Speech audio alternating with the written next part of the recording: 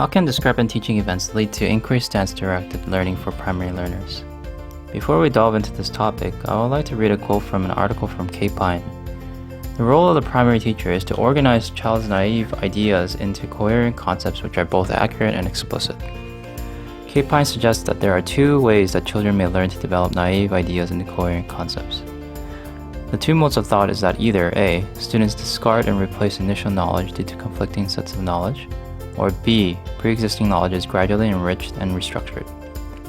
The way to tackle this, in my opinion, is to use discrepant teaching events which promote increased stance by challenging students' preconceived notions. An example of a discrepant event is the demonstration of the floating Diet Coke can versus the sinking regular Coke can. It is assumed that students would have the preconceived theory that both cans would sink. This demonstration would then promote inquiry among students for enriched inquiry-based learning. However, if you have noticed, this demonstration is strongly teacher-guided. Therefore, there exists a difference between discrepant teaching events and discrepant events. Discrepant events are like the Coke demo described before. However, discrepant teaching events are student-centered and promote student ownership of learning. A good example would be to put students into groups to prove the misconception that numbers are impartial is false. By introducing bell curving of marks using either mean or median grades in the classroom.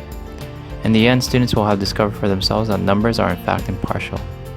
For information on that particular lesson, please take a look at the resources that I've listed at the end.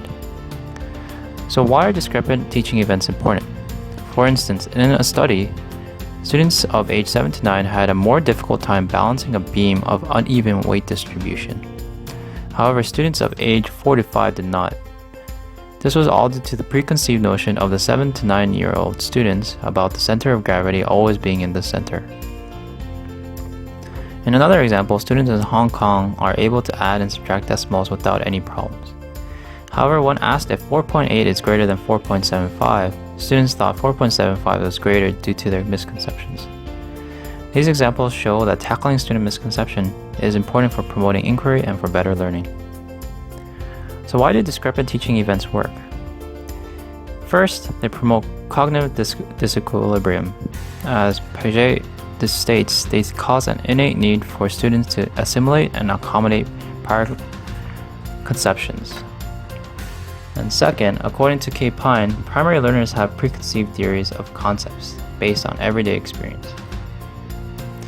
Here are some tips when using discrepant teaching events. 1.